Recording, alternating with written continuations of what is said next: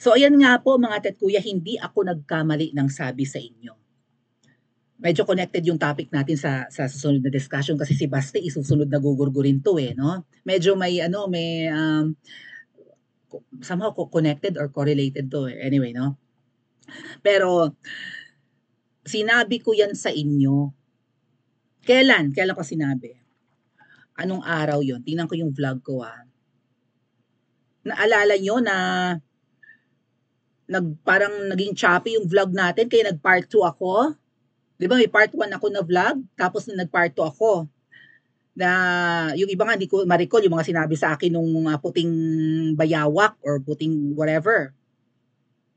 Nahanap ko eh. Sabi yung vlog ko noon. Anong petsa yun? O di ba nagkatotoo? Anong sabi ko? Yung una kong vlog na naputol yata, ang sabi ko ay thank you serious amateur. Nasa Thailand po si Miss Pebbles. Sabi ko si Spokes Harry Roque, iko-contempt, ikukulong. Yun ang una kong pasabog, di ba? Second, si VP Sara, i-impeach. Mangyayari yan ngayon. Baka bukas o mamaya nga yan eh. Pagbabalakan talaga nilang, ayun nga, di ba? After niya, ano na, winalanghia ni Sisa si VP Sara, mabutit magaling sumagot. 3 days ago pa to mga ate at kuya ang vlog ko. This was 3 days ago. So, anong araw yun? Parang kinabukasan pagdating ko ng Davao yan eh. 1, 2, 3. Mga Monday or Tuesday ako nag-vlog nun. Masamang plano.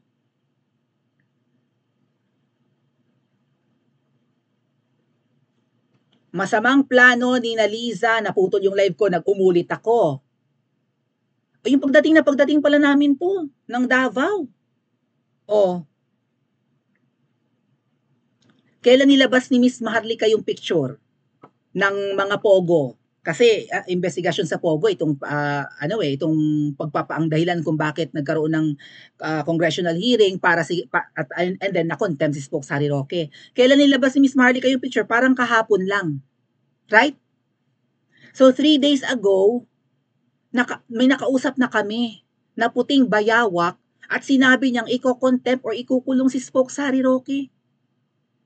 So, in as much as I would like to agree to Miss Maharlika's vlog earlier at pakikinggan natin maya-maya or mamaya sa susunod na topic, nauna ko nang narinig na iko-contempt or ikukulong si Spokes Harry Roque bago pa ni Miss Maharlika nilabas yung picture ng Pogo King and Queens.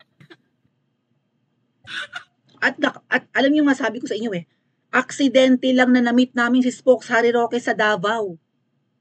Ang laki-laki ng Davao City. Maybe it was divine intervention.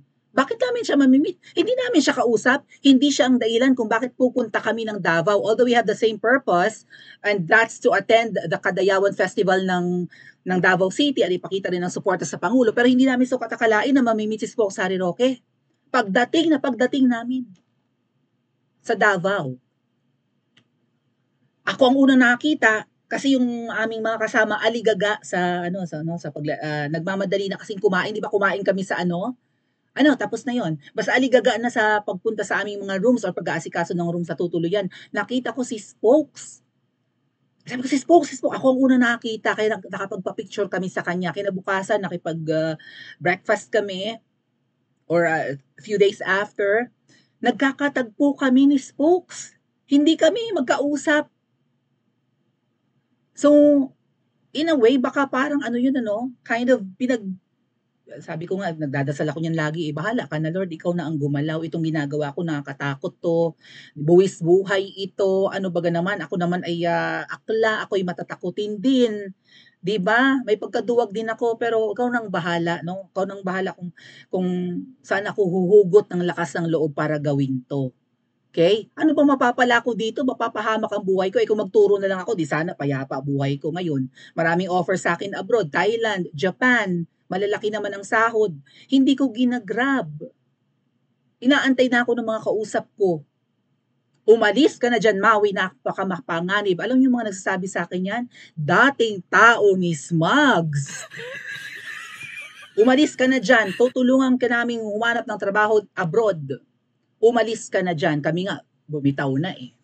O, marami na kaming bumitaw, di ba? So, again po, sinabi sa akin ng puting bayawak bago pa ilabas ni Miss Maharlika yung pictures ng Pogo, few days ago pa yun. Like, di ba? Sinabi sa amin ng puting bayawak na ikukulong si Spokes Harry Roque, and nung nakita namin siya na nag-aalmusal siya, second day na na-meet namin siya, kinausap ko na, Spokes, ayan na nga, iko-contempt ka, ano ang plano mo? Huwag ka na kayang umattend. At alam nyo, gets ko yan mga tet kuya kung bakit, 'di ba yung unang pagpapatawag sa kanya hindi niya pinuntahan, tapos yun nga po, kinontempt siya dahil nagsisinungaling daw.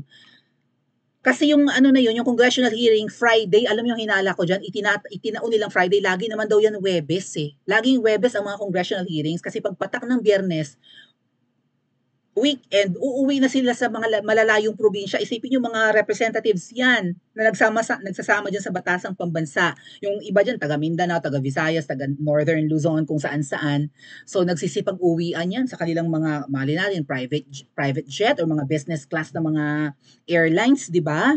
Biro nyo yun, o punta lang ng Maynila, trabaho lang, and then pag Friday, di ba, mag-uuwian na, nagmamadali na para pag weekend na, sa kanilang lugar sila. Siyempre, taga-roon naman sa mga probinsya at distrito yung mga yan, and pumupunta lang ng Maynila para magtrabaho as kongresista, yun naman talaga ang trabaho nila, to represent their provinces and their constituents and their districts, di ba? So, wala daw hearing. Yung hindi inatin ni Spokes Harry Roque na Friday, kasi nga Friday eh, usually Thursday tapos na ang hearing. So, bakit sila nag-conduct bigla ng Friday? Alam niyo ang hinala ko dyan? Sinadya nila yung isang Friday na yun na magkaroon ng congressional hearing na hindi natin na ni Spokes para i-contempt na nila nung nakaraan pang Friday kung kailan man yun, na hindi nakasipot si Spokes. Friday nila i-contempt, walang pasok kinabukasan dahil Sabado, makukulong si Spokes Harry Roque sa mas mahabang araw. Hopefully, makawala na bukas si Spokes, no? Total, kanina siya kinontempt. At sumama siya sa amin sa EDSA Friday group. Hopefully. Yun yung plan. Alam niyo nung sinabi ko kay Spokes, may balak silang ikulong ka. Alam niyo sabi sa akin, hindi, di ba sabi ko, hindi ko maalala yung sagot niya sa akin. Ang sinagot nga pala niya noon ay aattend ako ng wedding aattend siya ng wedding bukas. Mamaya. Ngayong Biyernes. Aattend siya ng wedding sa Davao. Wala pa, hindi nga siya sure kung kasya sa kanya yung tax niya eh. Yung tuxedo niyang isusuot kasi yun yung theme ng wedding. Masayang-masaya siyang nagchichika, naku, a-attend ako sa sa, dito rin, babalik ako sa Davao. Babalik daw siya doon sa Davao. Kasi una siyang umuwi sa amin eh. Nung bago siya umuwi, nakausap pa namin. Yun yung time na sinabi ko sa kanya, ikaw ay ipakukulong sa lower house. Nagkamali yung informant namin? Hindi. Bago pa ni Miss Maharlika nilabas yung picture na yan.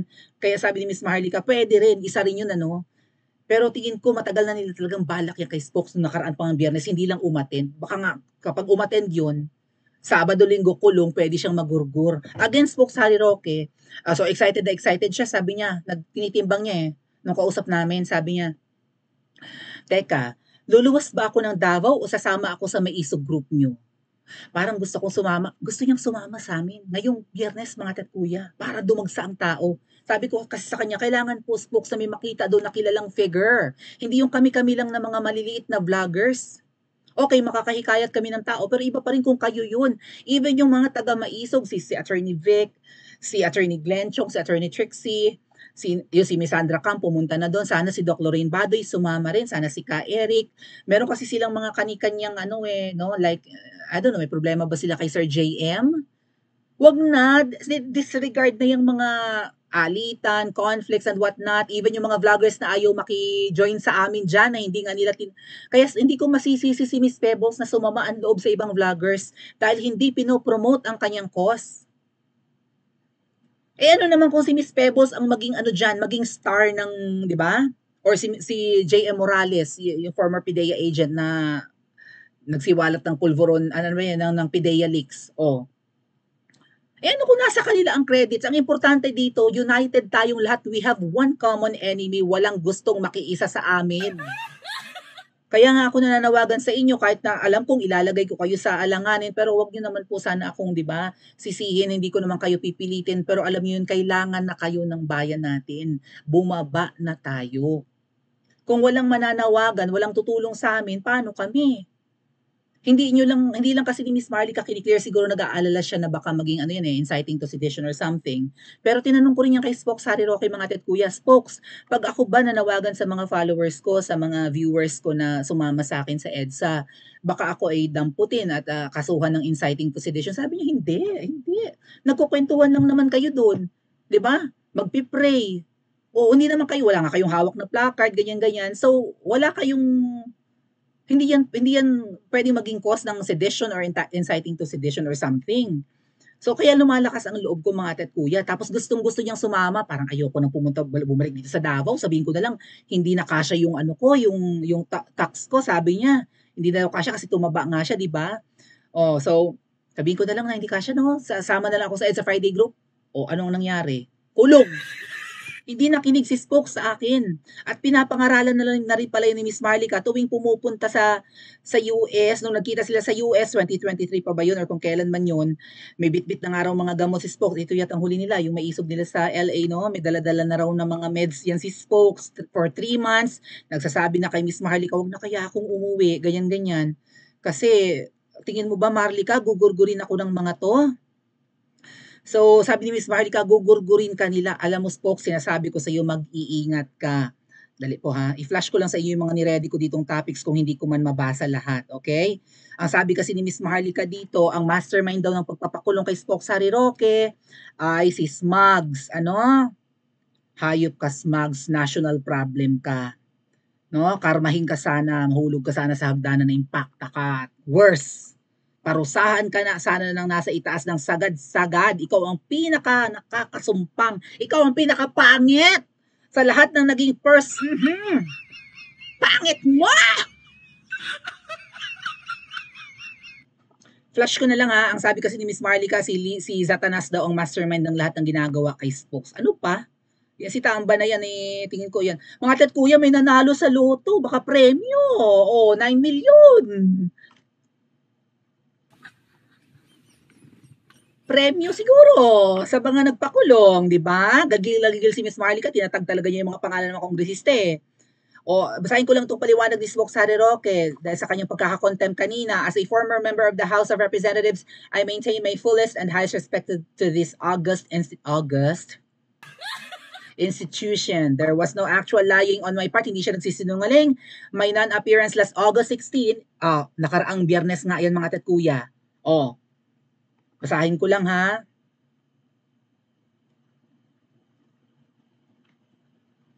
Was an honest mistake. Congress is closed on Fridays. Hindi sila nagsesession ng biyernes. So I thought the hearing was scheduled on August 15, Thursday, just like the two previous House hearings set on Thursday. Neither there was disrespect. I have appeared, kita nyo, doon siya kinontempt. Hindi dahil siya ay may mga kliyente ng Pogo. Ang usapin, Pogo, lumayo sila. Nagsinungaling daw si Spoke Harry Roque, hindi umattend nung nakaraang biyernes. Hindi nga kayo kasi nagsesesyon ng biyernes, bakit itinaon nyo? Baka katulad noon ni Dr. Rowena Burden, Spokes Harry Roque, na itinatao nilang biyernes para mas matagal ang iyong pagkakakulong. Hindi ka kaagad, kung di ba, kung si Dr. Rowena Burden no, hindi nakapagpiyansa kasi biyernes siya hinuli. So kulong siya ng Sabado, Linggo. Inantay niya mag-Lunes bago siya makapag-bail. So I don't know.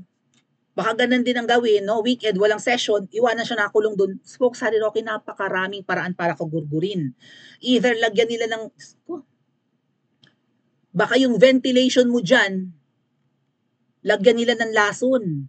Tubig mo pagkain, huwag kang uminom, huwag kang kumain dyan, Spokes. Pero yung ventilation mo, baka pausukan ka dyan or something. Baka mamaya may, di ba, merong certain chemicals na magiging muscle relaxant mo, ay ang puso mo ay muscle. Spokes, pag uwi, hindi ka man mategi dun, pag uwi mo sa iyo, sa kakaatakihin sa puso, sa uminda ng matinding karamdaman, maging natural ang cause of death mo, kulamin ka, whatever. Maraming paraan, i-stress ka. 'Di ba? Syempre, humihina ang katawan mo, loob mo, spirit mo kapag kaganang kinukulong ka eh. So, may iniinda pa namang sakit. So, syempre, magpapanik yung tao. Kahit na si Spokes nung na-meet ko, chill na chill ito eh. Parang, totoo yung sinasabi ni Miss Marlica, anak mayaman naman to, pero hindi mo kakikitaan ng ere or, di ba? Ano siya, very approachable si Spokes. Very professional kaharap. So, nakakatuwa. So, ang dami naninira, ganyan, tuwang-tuwa na siya inakulong. Kung nakinig ka lang sana Spokes, hindi naman niya kasi puwedeng gawing hindi umattend. Kaya nga si Pangulong Duterte 'di ba, gagawan nila ng paraan para ipatawag din ang kanilang magiging thank you Ate Merlan Palomar. Si Pangulong Duterte susunod na. Si Basti isusunod na ng mga animal na ito. Anong dapat natin gawin? Grabe ang sungay ng mga politiko ngayon. Naglabasan ang sungay nila. Palibhasa ang reyna ay reyna ng impyerno. Ang namumuno sa Pilipinas ay reyna ng impyerno kaya naglabasan ang totoong kulay ng mga politiko. Anong dapat nating gawin? Iiyak na lang? Paki-comment po sa comment section at mag-like and subscribe din po kayo.